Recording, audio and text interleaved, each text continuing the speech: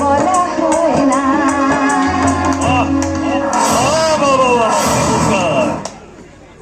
তাহলে আমার বাড়ির মার্বেল পাথরের মেঝেতে একটা ছোট লোকের পায়ের কাদার ছাপ পড়লো। আমি মনের ঘরে জায়গা দিয়েছি, তাকে অপমান করে তুমি তোমার সম্মানটাকে নষ্ট করো না বাবা। একটা সামান্য ঘরের ছেলে হয়ে তোকে সুখী করতে পারবে?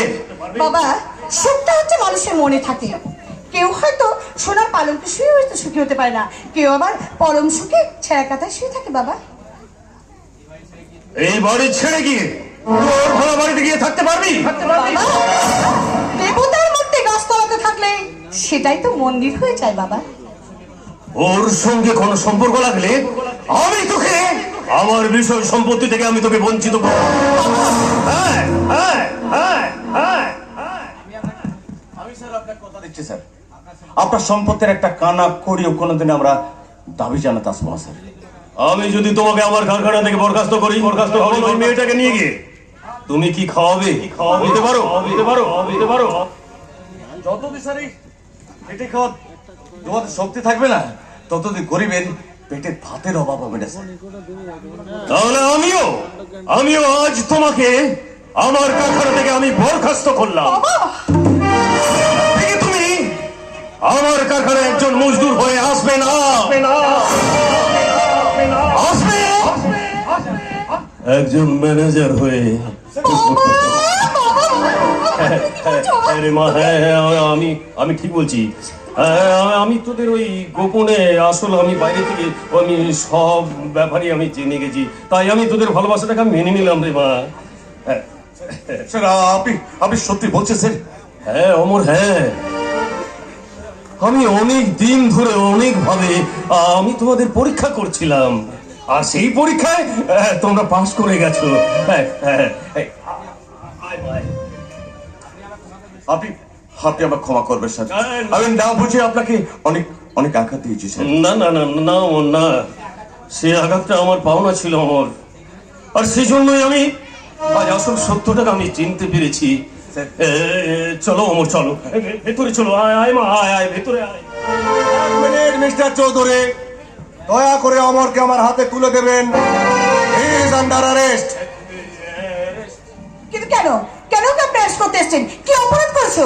কাল রাতে আপনাদের কারখানার ইউনিয়ন লিডার রঘুয়াকে খুন করেছে। এই হতে পারে না, কিছুই হতে পারে না। স্যার আপনি কি মাথা খারাপ হয়ে গেছে? আরে আরে আমি রঘুয়াকে খুন করতে যাবো কেন? তাছাড়া রঘুয়া ছিল আমার ঘনিষ্ঠ বন্ধু, সেই জন্যই তো তাকে ভুলিয়ে গৌরীপুরের জঙ্গলে নিয়ে যেতে পেরেছিল এবং নিজে লিডার হওয়ার জন্য তোমার পথের কাঁটাটাকে সরিয়ে দিয়েছো।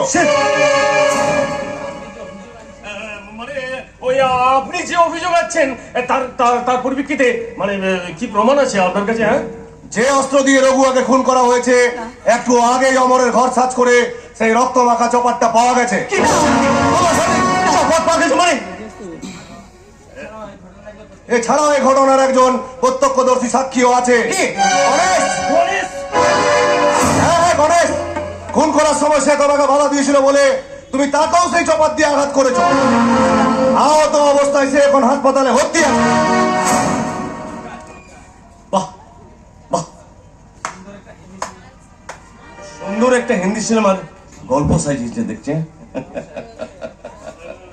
দেখো স্যার, নিশ্চয়ই আপনাদের কোনো ভুল হচ্ছে। অমরের মতো ছেলে কখনো কোনো অন্যায় কাজ করতে পারে না স্যার। কে কি পারে না পারে, পুলিশ হিসেবে সেটা আমি ভালো করে জানি। যে অপরাধ করেছে তার জন্য ফাঁসি অথবা ওকে যাবজ্জীবন আমি শ্রী অবিনাশ চৌধুরী, মানে আমি ওর হয়ে জামিনে দাঁড়াচ্ছি। অপরাধের জন্য কোনোদিন জামিন হতে পারে না mister Chowdhury. I am sorry. চলে এসো অমর, স্বেচ্ছায় আত্মসমর্পণ করো। নিশ্চয় করবো স্যার। তার আগে আপনার বিবেকের কাছে আমি একটা প্রশ্ন করবো স্যার। পুলিশের চাকরি করতে গিয়ে আপনি যদি কোনোদিনও একটা পয়সা ঘুষ নিয়ে না থাকেন, তাহলে আপনি আমার হাতে হাত কড়া পরাবেন। কেন স্যার দাঁড়িয়ে আছেন কেন? আপনার বিবেক কি বলছে? আসুন স্যার, আসুন স্যার। খুনির মুখে আমার বিবেকের কথা চল সারা লোকাবে নিয়ে গিয়ে আজ ওই তোর মুখ আমি ভেঙে দেবো। চল সারা।